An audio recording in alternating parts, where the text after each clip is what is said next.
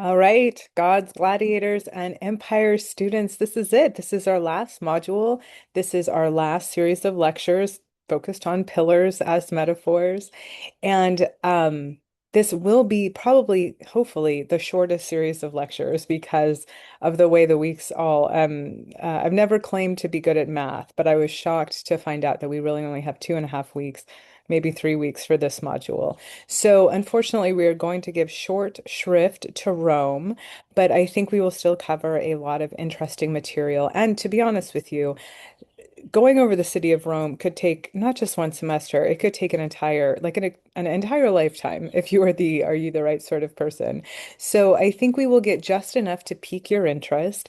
And there are many other classes, not only by me, but at UCS, at SDSU and in other places. So this could be just the beginning of a lifelong journey for you. And if it is, my goal is to give you a strong foundation in the beginnings of Rome.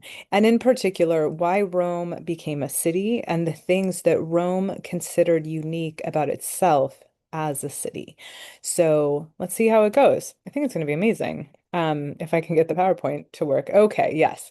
So because we are at the end of this course, I thought it was worth orienting ourselves a little, seeing where we've been and where we are going. So we started off with Mesopotamian cities.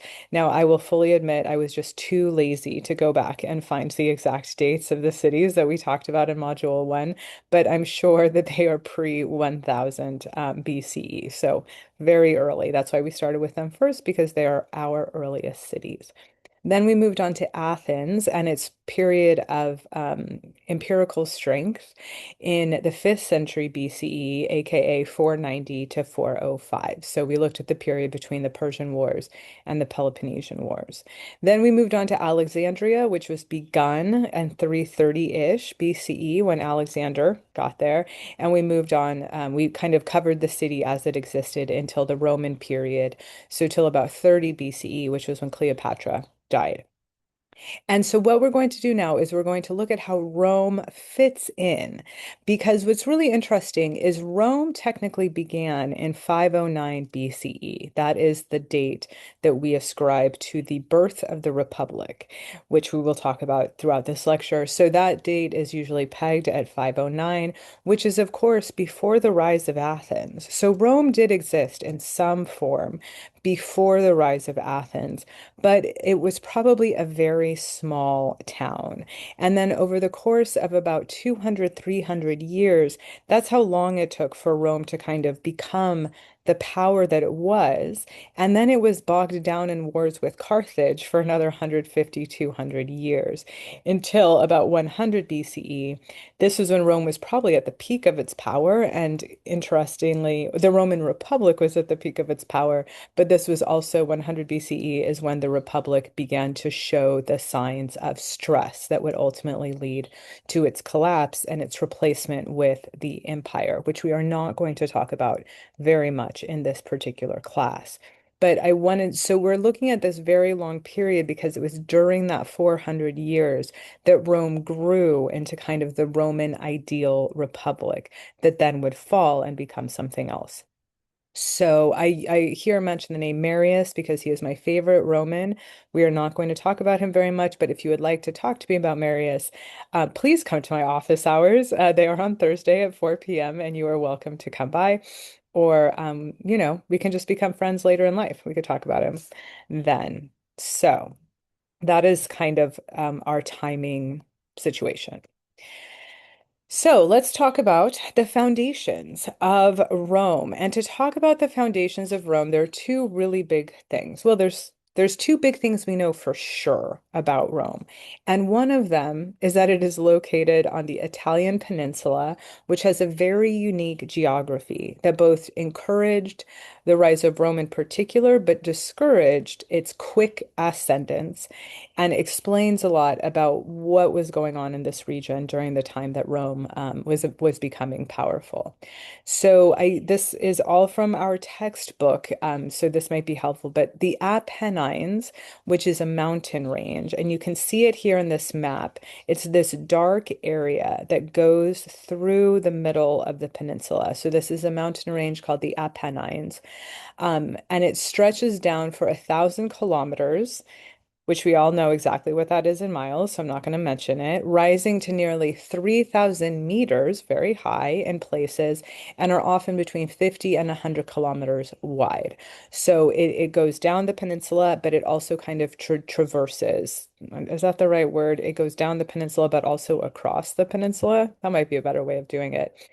And so this is mountainous land, very hard to build on, essentially. There are pockets of fertile land high in the Apennines, so a reasonably sized population can be supported, but the range breaks up and isolates communities. So the geography allows for small settlements, but nothing big, like a city. Um, Italy, as a result, has always been a country of unexpected diversity, strong regional loyal ties. I'm not sure what, oh, sorry. This should be loyalties, strong regional loyalties, and well-established local languages. Sorry, I copied this from our textbook and it just came across wrong. Things have just gone crazy. My cats are fighting, and anyhow. So basically what this is saying is that though Italy, we think of it as like kind of a unified peninsula now, from the beginning of history, it has always been really a collection of diverse states that are allowed to kind of grow up on their own and develop their own regional loyal ties because of the geography. So it's worth thinking about that. And if you're at all interested in going on to graduate school or further study of history, or even like sociology, these sorts of things, the idea of geography, of location as sort of a leading character is really become very popular these days. I have seen, biographies of the Gulf of Mexico, this sort of thing, like the power of geography to influence history is a very popular and I think very interesting topic. So it's worth, if you're curious about that, I can put together a bibliography for you. So the geography, why it matters for Rome, we can see here. Here's Rome right in the middle. Now, the great thing about Rome is it is on the Tiber River, which we're going to talk about in a little bit. It is relatively close to the Mediterranean Sea. Ostia is not really a separate city. That's the name of the port that Rome uses. But you can see all these other little city states, right? So for most of like 1000 to 0 BCE, all of these little towns, these little city states were able to grow up and thrive because they were so isolated and protected by the geography. And that includes Rome. So Rome for a very long time was just one in myriad city states, kind of doing its own thing, minding its own business. And there was something that kicked it off that made it become powerful, and we will talk about, but honestly, we don't know for sure what happened. It could have been any of these cities that eventually rose, but Rome was the one that eventually did, but it took a very long time, and partially that was because of the geography. Yeah, so foundation. The other thing that's really important to recognize before we talk about Rome itself is the Etruscans. Now, I assigned the Etruscan reading in our textbook. It is very long. I understand that. So if you ended up skimming it, I completely understand. Our book was mildly obsessed with, I think, D.H. Lawrence and his obsession with the Etruscans. The Etruscans are just a mysterious group. So let me go back here and show you where they are geographically. So here's Etruria. This is the area that the Etruscans kind of settled and lived in. And all of these little cities in this Etruria area, going down to Veii, are Etruscan cities. So what makes someone Etruscan rather than Roman or Latium in? It's the language. The Etruscan language was different from the language spoken by the peoples of this area. Also, the cities of the Etruscans rose earlier and became powerful more became powerful earlier than did the Romans. And so yes, but I just want to really call your attention to this. Here's Veii, a very powerful Etruscan city, and here's Rome. These were very close to each other. I do not know how close they are in terms of kilometers, but pretty close. I would say closer than San Diego and Los Angeles. So you have two powerful cities rising up right next to each other. That's going to come in handy later.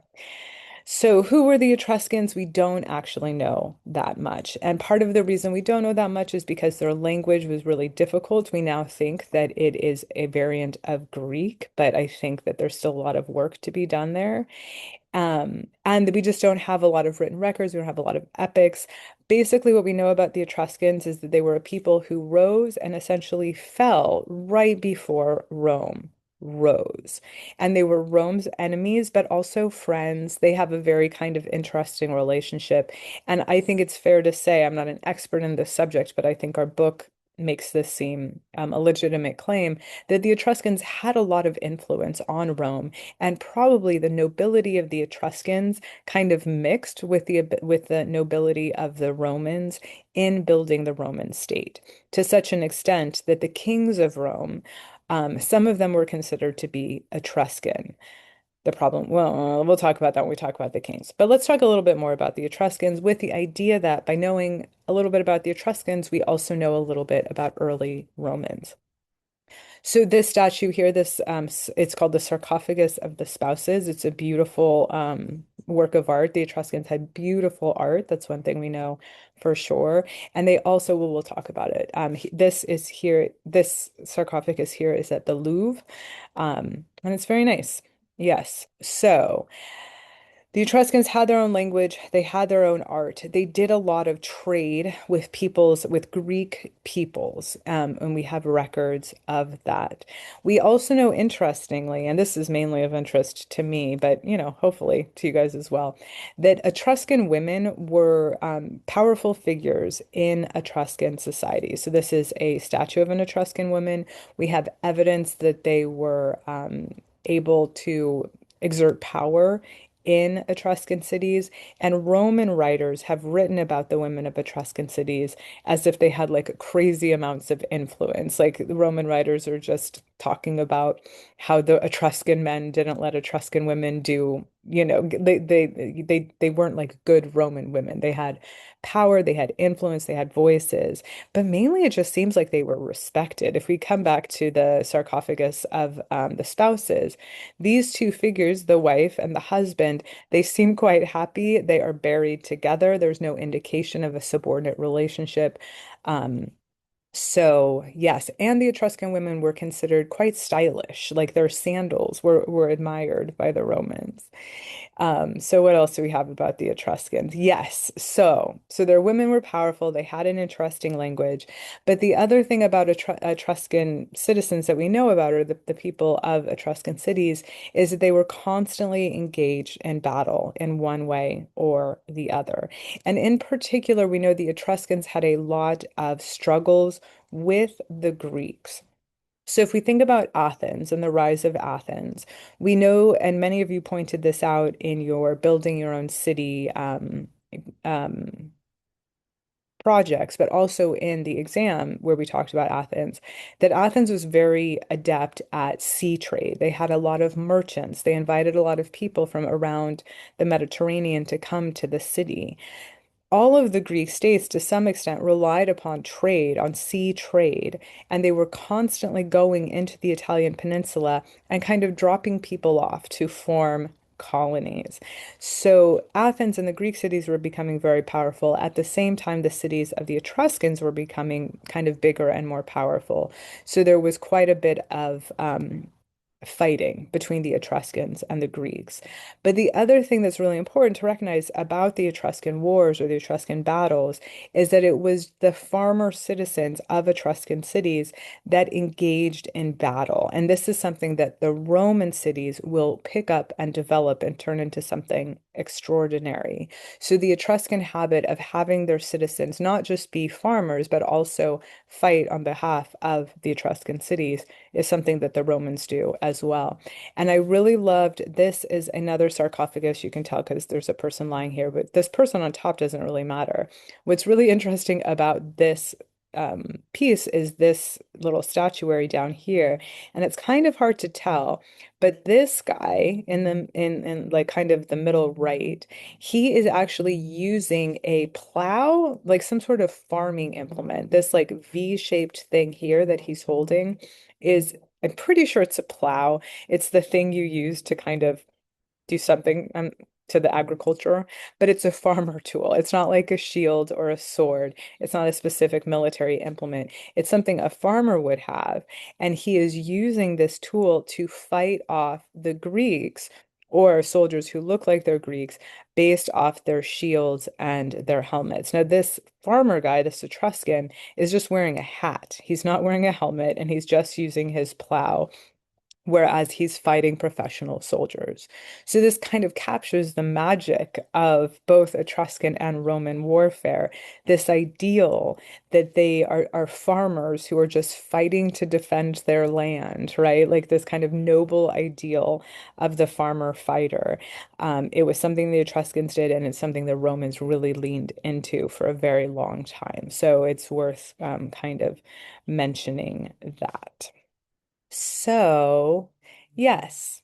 So that those are the Etruscan cities. And then, as our book says, it was in this world of turmoil and changing fortunes. That is to say, the Etruscans fighting the Greeks fighting the Etruscans, the Greeks fighting everybody, but trying to take control of the Italian peninsula.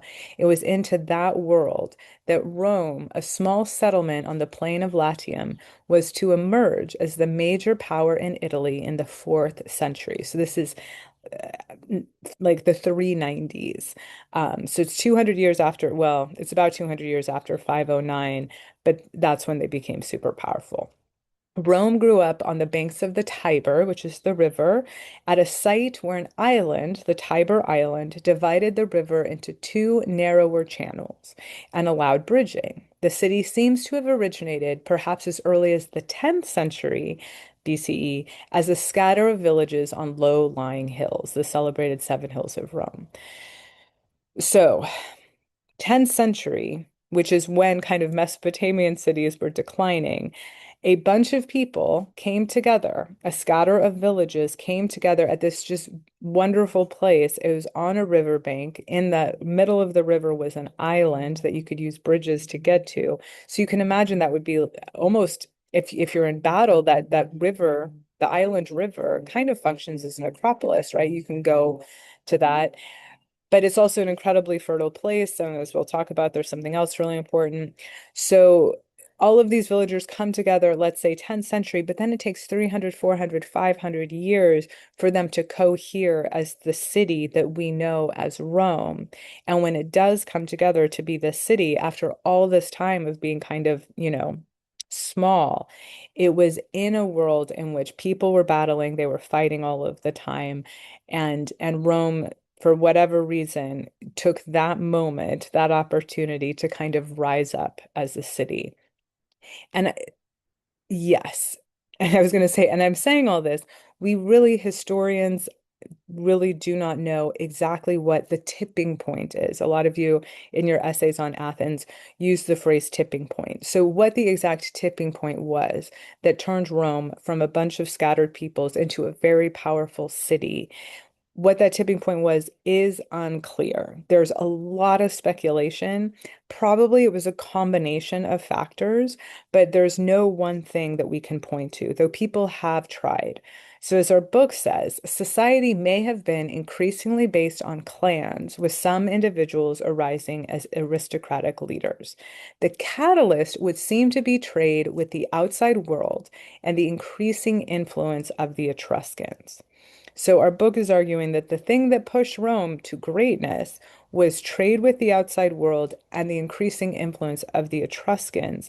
Or maybe it was just these individuals arising as aristocratic leaders, so powerful men rising up, getting rich off of trade, and both working with and being threatened by the Etruscans. This kind of convergence of factors may be the thing that drove Rome into the pinnacle that it reached. And that makes complete sense, right? Like it's not always some sexy thing like canals that brings a city together. It could just be this particular unique set of people, timing, and nature. Another thing that I think is really interesting, and I'm sure it's too simple to say, but it's definitely worth mentioning, is that salt, the trade in salt was really important for the rise of Rome. So here you can see here's Rome. I don't know what all these letters mean in here. It doesn't really matter. So here's the Mediterranean. They don't even show the Tiber. This is all the roads. You've heard the phrase, all roads lead to Rome. You can see all of the roads leading out of Rome here. So you can see that there's a lot of ways in and out of the city, which is both good and bad to have that much access to a city. But the important road here is this Via Salaria. So Salaria is the word for salt. So this essentially means salt road. Rome itself is located on salt flats. Like it was very, so just like, did I say this when we talked about Alexandria? Alexandria had a monopoly on papyrus, which explains a little bit about why they were so obsessed with books, right? Like they were able to use the papyrus that grew naturally around Alexandria to create a monopoly on papyrus. Similarly, Rome had salt, and salt was incredibly important because it made the food taste better, but also it helped store food. You could put something into salt and it would stay fresh, or not fresh, but it would stay edible for a much longer time. And so for peoples who were constantly trading, the idea of having a preservative like salt would be very, very important. And there's the importance of salt to just the world economy and the growth of the world. There's books about this, about how this not innocuous, but humble little seasoning was really essential to to the rise of so many civilizations. And it has been argued convincingly, I think, that Rome's success, its true tipping point, would be its control of the salt trade. Because not only were they able to trade salt with all these people coming in from the west side of the peninsula, but this road, the Via Salaria, went to the eastern side of the peninsula. So they could ship salt very far distances, make a ton of money. And I think that's a really important aspect of it. Our book doesn't talk about salt per se. They mention it here with trade with the outside world, but salt was one of the biggest exports of Rome. So if you're looking for one reason, I think salt would be as good as any. But probably there's just this kind of unique confluence of factors there. So I think that is yes. So we're going to end the foundation lecture on salt, and we will come back for the next lecture to talk about government, etc. So I will see you then.